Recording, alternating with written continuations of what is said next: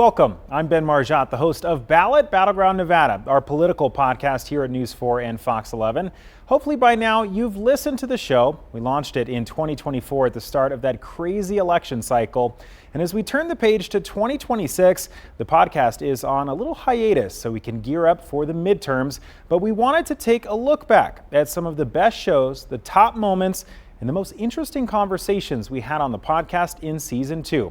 We hope it's a good introduction to Ballot Battleground Nevada and hope it leads you to go onto your favorite podcast platform and hit that subscribe button. You can also subscribe to full episodes by scanning the QR code that'll be on your screen for most of the show.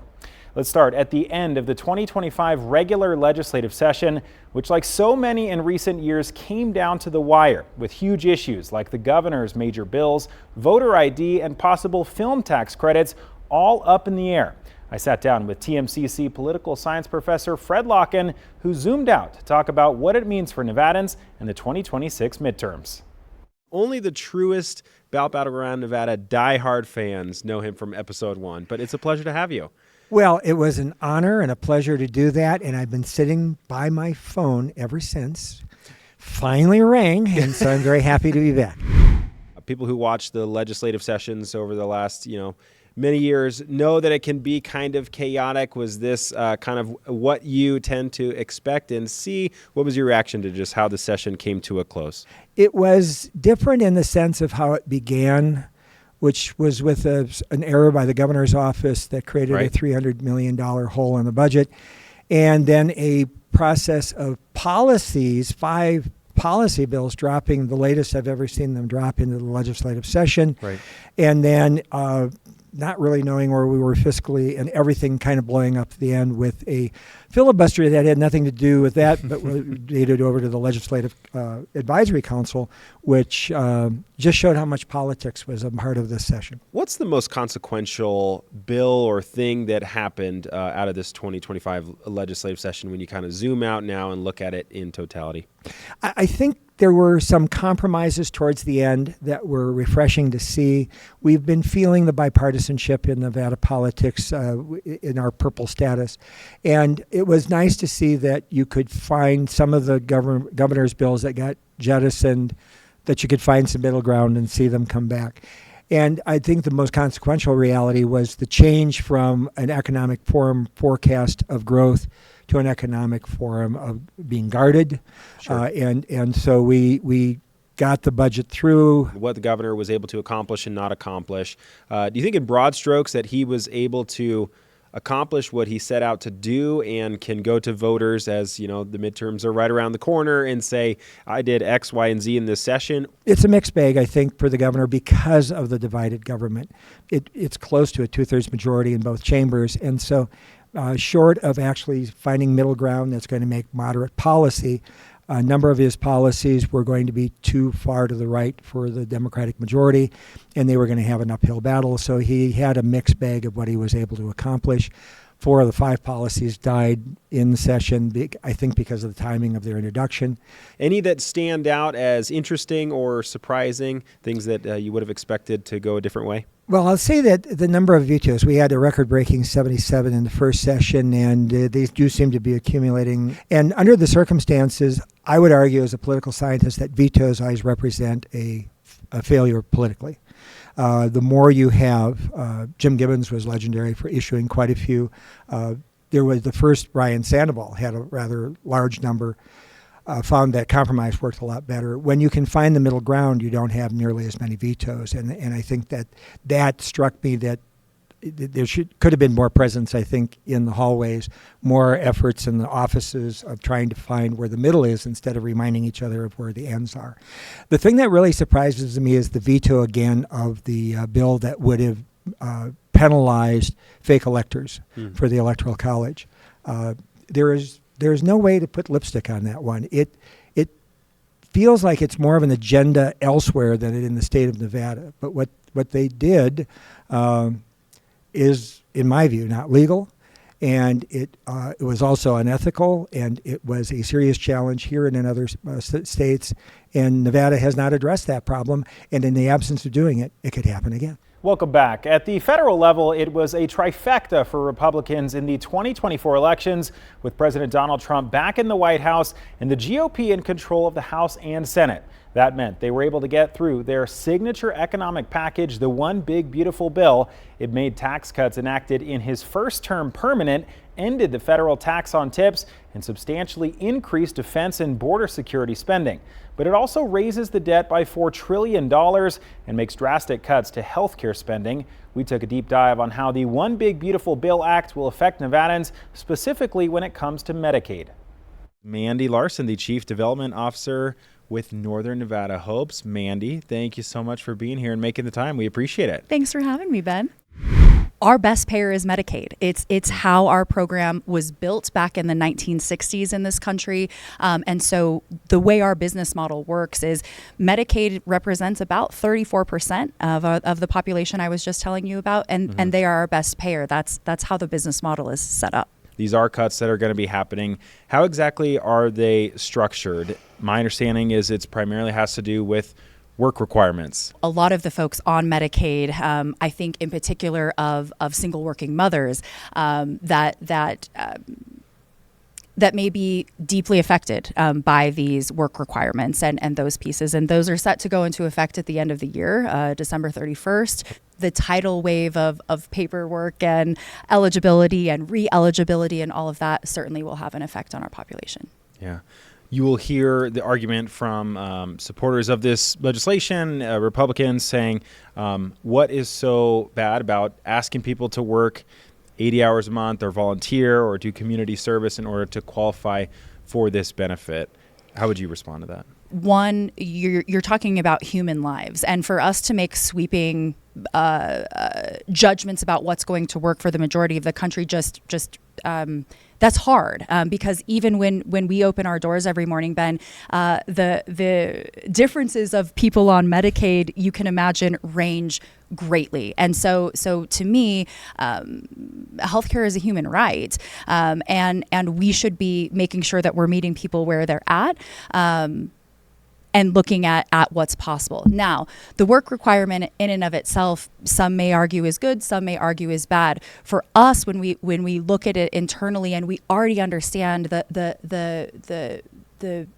burdensome system that Medicaid is, this is going to put additional obstacles in that place where somebody might have Medicaid day 1 of a month, but on day 30, they don't. And so that re-eligibility, the re-application, the ensuring that they're continue to be covered by Medicaid is one of the biggest issues we're looking at on the work requirement piece.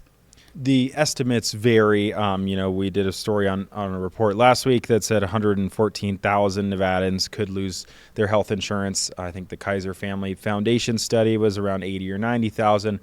Regardless, it's tens of thousands of people anticipated to lose coverage in the next few years as these cuts really start to take effect. How do we take a look at our business model to ensure that what we are anticipating is a tidal wave of uncompensated care, how we can get to the table and continue to serve those? Because what I can tell you about Northern Nevada Hopes is we are not going away. We are going to meet this moment, and we are going to figure out one way or the other how we can continue to serve the patients who need us. As you heard there, Larson tells us those work requirements are set to go into effect at the start of 2026. Meanwhile, there will be about $168 billion in food assistance cuts nationally, largely to SNAP, otherwise known as food stamps. We talked to Jocelyn Lantrip with the Food Bank of Northern Nevada about how that could put an even bigger burden on food banks across the country. As we zoom out to look at food insecurity generally, all the people that are on SNAP, the Supplemental Nutrition Assistance Program, it's like 1 in 6 Nevadans is a stat that I saw. Yes. Over 500,000 people in Nevada. It's a lot of people. It's a lot of people. If you think 1 in 6 of every Nevadan is relying on those benefits to help supplement their food budget and get food on the table for their families. Can you get SNAP benefits if you're undocumented? You cannot. This is a program for people who are citizens. You have to be a citizen of the United States to get SNAP. So that really isn't an issue. But for every meal that you guys directly provide as the Food Bank of Northern Nevada, SNAP provides 9 meals. Yes. So it's a far larger program in terms of the amount of meals that are provided to people. What's going to happen to food banks, not just you guys, but around the country when SNAP benefits are reduced? Presumably a lot more people are going to be headed to you guys, right? We see our increases in need at the end of the month already with SNAP because people will receive those benefits. So people are running out of those benefits towards the end of the month. That's when we see an uptick in people needing help. So we will see increases in people needing help. There is absolutely no way around that. Will we be able to keep up with it? I'm a little concerned about it. We will do everything we can. It may be people are receiving less food. We don't want that to happen. We're working very hard to get more food in the door and really more money in the door, make sure that we are ready for these changes, but it is a significant hit to hunger relief. Welcome back to our Ballot Battleground Nevada special. One of the biggest changes of the One Big Beautiful Bill signed into law in 2025 is that it ends the federal income tax on tips. It was a campaign promise first made here in the state with the highest share of tipped workers in the nation. That change is now taking effect, but beforehand, we talked to 2 people with the powerful Culinary Union, the largest service workers union in the Silver State, about how it could bring a little relief to some of its 60,000 members. The issue of some relief for workers that make tips, it's not about helping billionaires and millionaires and the bosses. It's about helping regular workers. All over the country, there's over 5 million tip earners, I think. Well, it would be a big difference because I didn't realize how big of an issue it was until I heard the conversation amongst my coworkers of what the difference of their checks would be. And it goes from a few $100s. And if you add that up in a month, add that up in a year, we can start relying on our checks because we don't right now as tip earners. We rely a lot on our income, on what we earn on a week on tips to budget out our finances for the upcoming months, previous months, and, to plan out our future. Just the lifestyle of, worrying about if you're going to make a good week on tips, a good month on tips, because tips are never promised. You can do everything right, but it doesn't mean you're going to get what you expect from the service we provide. So it's a life-changing bill here in Las Vegas. If tips are income, why should my income be taxed and your income not be taxed is an argument that you will hear. How would you respond to that? Well, look, that's a divide and conquer by the rich that will always fight against any sort of tax break like this. But I think that at the end of the day, our position is that the folks that don't make tips, companies just need to pay them more. They need to pay them a fair wage. And that's what we've done in our contracts. We've got the largest wage increases for our non-tip earners that we've ever did in history. And we fought very hard here in Las Vegas. And we're going to have contract negotiations next year with our union properties and in Reno. And we plan to organize in Reno because they're behind. You're working hard every single day for tips over there at Caesar's Palace. It's backbreaking work, difficult work. We were chatting off mic about kind of the toll that it takes on your body, and you earn those tips, no doubt. What would it mean to you next year, or fast forward a little bit down the line, to be able to have those tips be 100% yours and not have to pay taxes on those? That means I can steadily budget my future because my next step to plan out my future is to get a house. And I don't want an extravagant house, but, a house with pool, a fence, the American dream. And that becomes a little bit more of a reality. Tipped workers are now eligible for tax deductions for the 2025 tax year. The maximum annual deduction is $25,000. The provision, though, is scheduled to end in 2028. Meanwhile, one of the biggest stories of 2025 was the Trump administration ramping up immigration arrests drastically as they vowed to carry out the largest mass deportation effort in U.S. history. Our Kim Burrows witnessed several ICE arrests on a ride-along back in May, and we also caught up with two Nevada independent reporters who crunched the numbers trying to answer the question, who is ICE actually arresting in Nevada, violent criminals or people whose only offense may be crossing the border illegally? Walk me through kind of what kind of happens throughout the morning, especially with this first arrest that you guys talked a lot about in your report. And they discussed, all right, who's going after this person? Who's going after this person? And there was a list of people who have had prior convictions and have previously been told you were in this country illegally, but they had criminal convictions, not just allegations. They were actually convicted of certain crimes.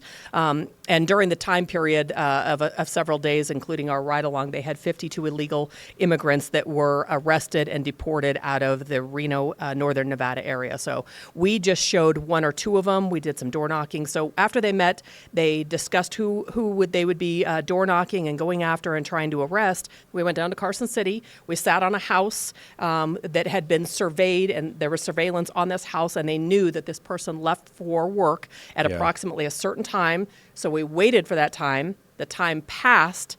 A half hour later, the person comes out of the house and we instantly get on the radio, and he's got two kids with him. That has a whole nother level of concern because obviously you want the kids safe. You want this to be a safe arrest. Any contact, we didn't know. We believed that this person may have been a gang member, so we didn't know if he was going to make a quick phone call, seeing that there might have been officers around. We were all undercover. We were all in the neighborhood. We had several cars fanned out in the neighborhood, and as soon as this man got into his car with the kids, taking them to school, we later found out, headed up Highway 50 to the Lake Tahoe area where the kids just happened to go to school up there. I don't really know why. We did a traffic stop. We pulled this person over. It was completely calm. They had the man step out of the car. They then told him behind the car why he was being detained and then later arrested and not doing it in front of the kids. They said they were worried about, upsetting them too much. What did you guys find looking through all this data? Probably unsurprisingly, an immense surge in arrests in Nevada by ICE since the Trump administration began, and then even an increase over the course of the Trump administration. How many maybe arrests per day were we averaging prior in 2024 under the Biden administration and then in the first half of 2025? Yeah, we've seen a drastic escalation. Before Trump stepped into office the second time, we are seeing about 50 arrests monthly in Nevada, and that's drastically increased. Now we're seeing something around 200 arrests monthly since Trump stepped back into office. A lot of the messaging, I think, during the presidential campaign was we're going after the gang members and the violent criminals and the murderers and whatnot. Does the data back that up, that most of these people that are being arrested by ICE, at least in Nevada, the numbers that you guys looked at, have been in the criminal justice system in some fashion? So I would say yes and no. So the data that we've gotten kind of separates these people arrested into three categories. They've either been convicted of criminal charges, they're either pending criminal charges, or they have a third designation that essentially means no criminal record, and they may have immigration violations, but no, they're not really enmeshed into the criminal justice system.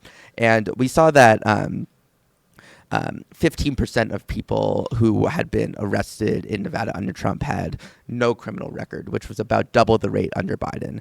Looking a little bit closer into the number of people arrested with a criminal record, that was about 75% under Biden, and that was only 44% under Trump. So doing the math, it's a lot of these people are pending criminal charges. And a friendly reminder, in Season 2 this year, we release new episodes every other Wednesday, 25 or so episodes in total, much more than we could get to in this special. If you'd like to listen and subscribe, just scan the QR code on your screen. Welcome back to our Ballot Battleground Nevada special. In the age of 15-second sound bites and short clips on social media, oftentimes people only hear talking points. But in a half-hour podcast, we get the opportunity to really hone in, push elected leaders past their talking points, and have the time and space to get to the heart of critical issues. We've spoken with both our U.S. Senators, Representative Mark Amodei, our Secretary of State, and many more. We'll start with a clip from our conversation with our senior Senator, Catherine Cortez Masto, recorded in August. At the time, a lot of the debate in the political world about the U.S. continuing to provide aid to Israel. You recently took a vote that was against a couple resolutions to block weapons sales to Israel. Why should the U.S. government continue to fund weapons sales to Israel? It's a very complex issue when we're talking about what's happening in the Middle East with Israel and Gaza. And I've been very, very candid about this. Israel and the people that live in Israel are our allies. We have to support them. And we have many connections with Israel. But I also think that what is happening in Gaza is horrific, and we have to get aid to Gaza. We literally can't have children and people dying because they can't access food. Do you believe that Israel is withholding or blocking food and aid into Gaza? What I am hearing publicly and what I'm hearing from my colleagues who have been to Israel recently, yes, there are concerns that they're seeing the trucks lined up, and the trucks are not being able to are being stopped from moving forward, and that's why my colleagues and I have sent a letter just recently to Netanyahu. What do you say to the people who would say the United States has this one major piece of leverage, which is the continued sale of weapons and arms to Israel, and people that would say, why not use that leverage to get a better outcome or get more aid into Gaza? Well, let me just say this. The resolution that you just talked about, the two pieces of resolution, wouldn't have stopped the weapons transfer because they've already transferred.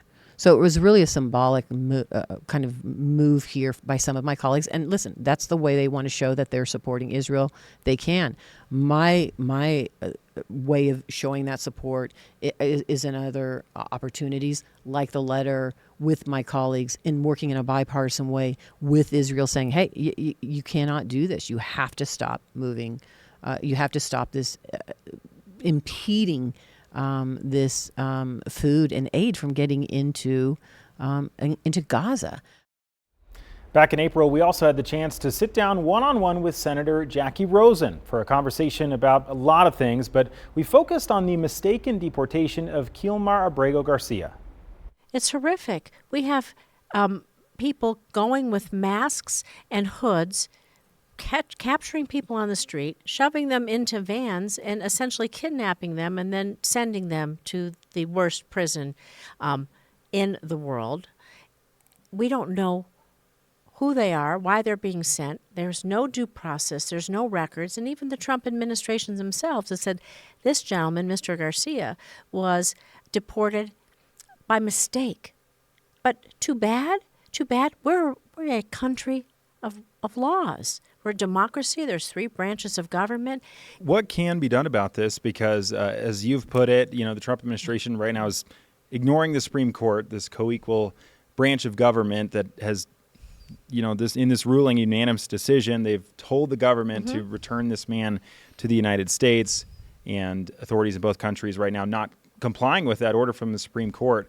I think some people would say that that's kind of a constitutional crisis. I mean, Yes. What can be done about this? Well, I think I know that Senator Chris Van Hollen from Maryland, Mr. Garcia's Maryland resident, he is here legally. I mean, he does have a green card.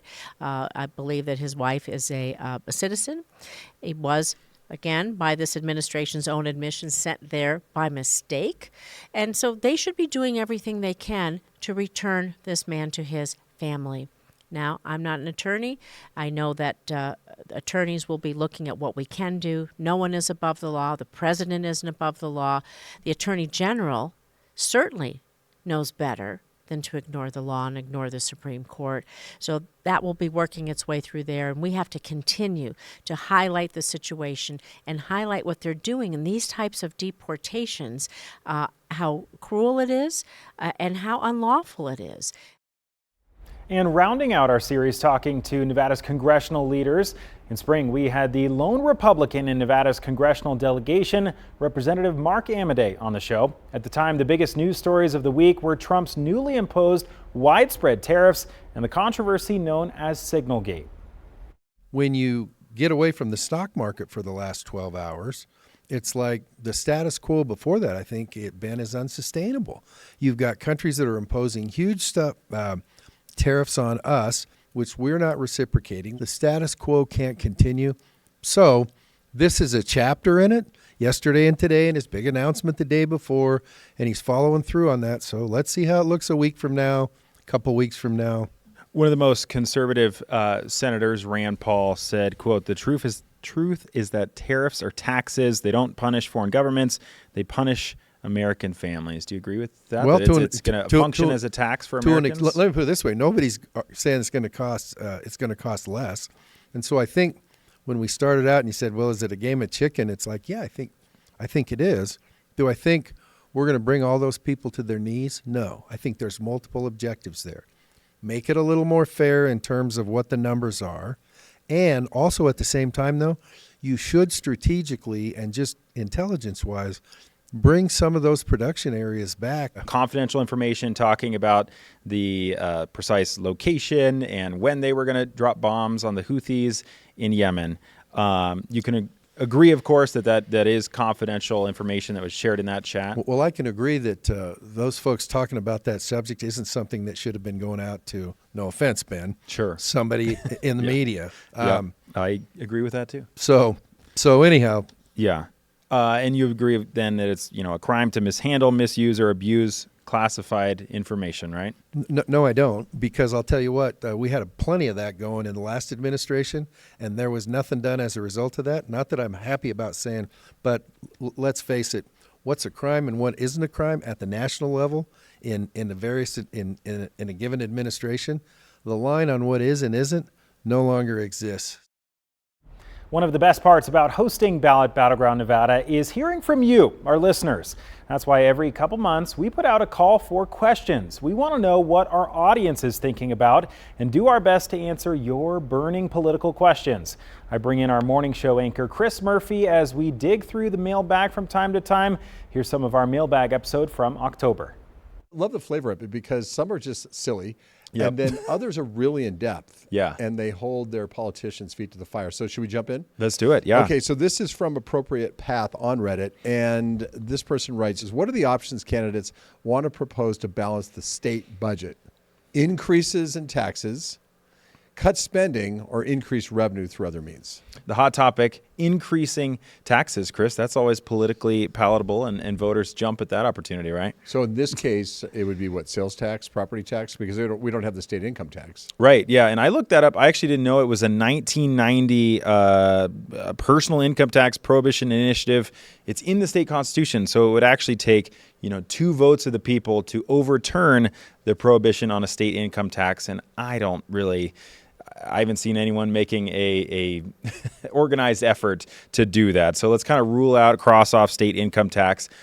Second one down the line would be reforming property taxes. We did a whole sweeps piece, lengthy report talking to Natha Anderson, a Democratic lawmaker who is supporting property tax reform that kind of made it halfway through the legislature, passed in the Assembly, and died in the Senate. That too would take 2 votes of the people. So that's like a several years down the line fix. And look, it's my sense here in Nevada that no one wants to pay anything more than they have to in taxes. I mean, look at the library ballot question, where it wasn't even going to cost them more. Right. But the way the question was written, and we talked about this the last time we did our that's a great point. Mailbag point, that it was going to be 1 cent, and they said no, no more money. Right. Seth Dollab on Reddit saying, with the failure of the open primary ballot initiative last year, is there any hope of recruiting politicians that are incentivized to compromise and moderate rather than worry about their next primary? It's coming back in a scaled down sense from the Vote Nevada PAC. So instead of the combined effort with the ranked choice voting, they're doing open primaries alone. And so Sandra Cosgrove, who I've interviewed, I think she's been on this podcast before, is organizing to get this initiative petition and add it to the Constitution. It would need to pass twice to do that. But essentially, you would not have to update your party affiliation to participate in a primary.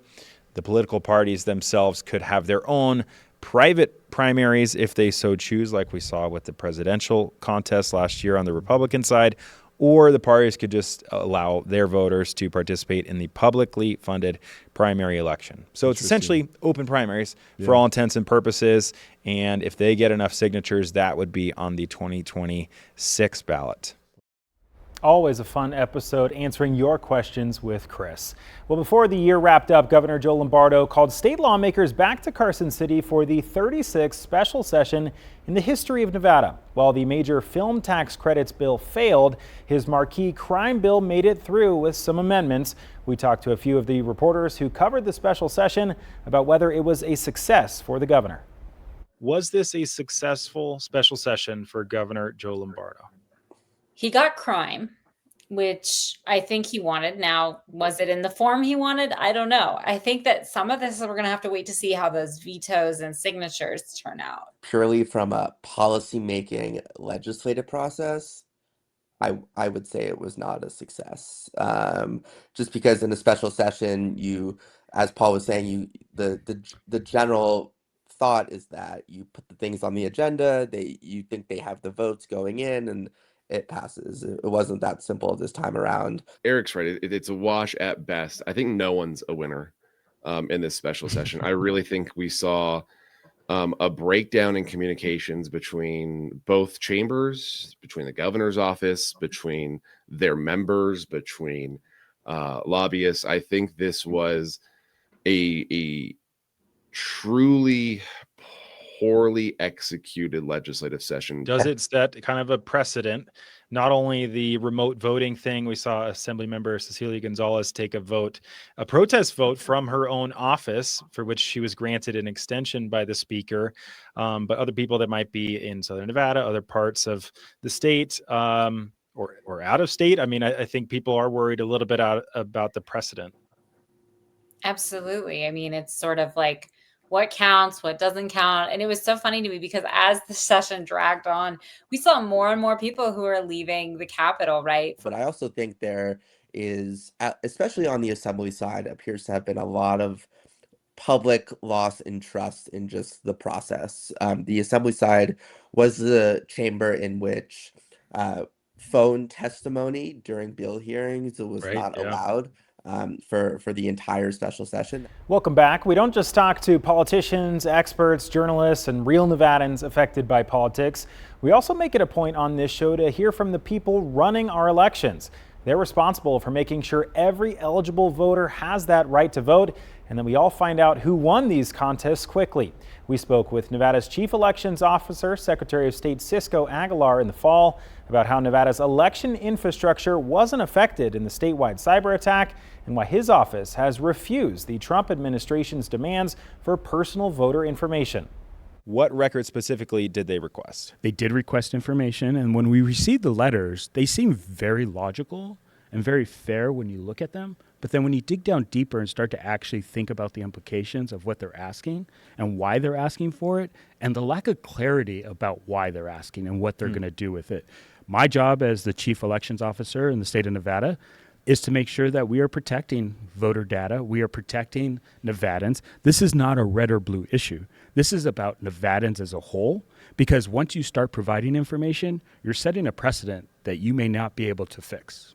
Explain to me the difference between, and to our listeners, the difference between the voter file, which is, the publicly available database of certain information on every single voter in the state, and how this request kind of went beyond that. Yeah, it was asking for deeper personal information. We did provide all the information that is publicly available. Anybody can go into the system and download this bulk data. Most of the political parties do it on a regular basis, but they were asking for additional information such as last four Social Security numbers, driver's license numbers, which is personal information. Were the election systems affected during this cyber attack? No, they were not. They were secure. Over the last 2.5 years, we've worked really hard to secure those systems. We put in so many rings around the system to prevent a penetration or to prevent somebody taking control, but also ensuring that if they did become hardened, that we had an opportunity to have access to that data moving forward. If we had to run an election through this period of time, we would be able to do it and do a good job. Meanwhile, here locally, we were able to chat with Washoe County's new Registrar of Voters, Andrew McDonald, the fourth person in that role since 2022. He says he will be in the job for at least 5 years and shared with us his big goal of getting new ballot printing machines so voters can feel even more confident at the polls. There will be some changes possibly for next year's elections. The big one, as people walk into the voting booth, we're used to seeing kind of this little machine, for lack of a better word, off to the side of the tablet where you make your choices. And historically, it's printed out this little receipt, for lack of a better term. You want to change that. How come? The voters have been wanting paper ballots. It's kind of going back to the old way in a way, right? So what you were referring to is the VVPAT. It's the voter verified audit paper trail. And that's that machine that, lights up. You're kind of trying to read who you voted for quickly. It's not even 12-point font. It's not ADA, in my book, really compatible, even though it is from the Secretary of State's point of view. But the point we're trying to do is give the voters what they want. And they want a full-length, tangible ballot in their hands and be able to review every single contest that they voted for and then cast that ballot at the vote centers themselves. And that's what I'm trying to give them. Gotcha. So voters in the same way will still make their selections on the vertical tablet that we're used to seeing. Then what happens? Yeah. So once they do that, it's really the output. Instead of it going through the VVPAT, it's going to be a LaserJet printer that's going to print out both sides if it's a long ballot, both sides, and it's going to be pre-marked based on the selections they chose. The oval will be filled in with that ink, and then they'll take it over, get into a hopefully not a long line. It takes about 5 seconds to actually cast their ballot. Okay. They can cast it any which way, feet forward or backwards, upside down, whatnot. And it will take about 5 seconds to actually get in there, and it'll place that piece of paper in a secure storage facility. Gotcha. And so for people out there who are, critics, that when they are referring to paper ballots, I just want to kind of clarify for people, there are some folks out there that would want everything to be on paper where the voters actually marking their choices like it would be a mail ballot that you fill out at home or whatever. So this is not exactly that, but it's maybe a step towards that. It's, I don't know, I kind of see it like a hybrid, right? It's the machine and it's still printing out your paper ballot. Yeah, it's not ballot on demand where we'd be printing a specific ballot as you queue in line and you'd take a pencil or not a pencil, hopefully, but a ballpoint pen and fill it out and then cast it into a ballot container. Yeah. This is, though, exactly the same that you would get in the mail ballot. It's the same exact ballot. And back in November, the County Commission approved spending about $1.7 million from the county's Capital Improvement Fund to purchase those new ballot marking devices, which will be used in the 2026 midterm elections. Welcome back. Ballot Battleground Nevada isn't all about hard-hitting interviews and diving deep into major political news. Every once in a while, I get to reflect on the people that have made Nevada the place it is today. We got that chance with author and former lawmaker Pat Hickey as we discussed his book, Here and Hereafter, Nevada Voices on Life and the Great Beyond. In it, he profiles some of the most famous, infamous, and influential Nevadans of the 21st century. Who's the person you were most surprised by their interview or most interested to speak to, or what stood out to you? Well, I guess I'd have to say a couple of them. The obvious, Mike Tyson and Harry Reid. I think other than John Ralston doing the biography on Reid, I think I was probably the last journalist to speak with the former Majority Leader, Senator Reid. I hadn't always, there was probably no politician that I disagreed with as my time as a Republican than Senator Reid, but he's an amazing individual. To know his story and to have talked to him. And he probably had one of the funniest lines in the book because I asked everyone who was a believer, because the title of the book is their thoughts on the great beyond besides their family and their legacy and their histories and all those things, which are primarily what the book is. But I asked each of them, especially if they had a belief, what they thought about the afterlife might be like. And I asked each of them what they thought, in Senator Reid's case, if he would only see members of his own faith, i.e. the Mormon Church, when he passed away. And his answer was, I hope to hell not, which is very typically Harry Reid. And Mike Tyson was, and he went on to say, because he really hoped to see his mentor, Governor Mike O'Callaghan, who'd been a practicing Catholic. And Mike Tyson was much the same, although some of his experiences about the afterlife were kind of induced by the toad venom that he's taken 55 times when we had our conversation. So he told me the afterlife is not something to be afraid of. He's seen it already firsthand. So it was fascinating. And he didn't punch me out either. Fun conversation with Pat Hickey. You should check out that full episode.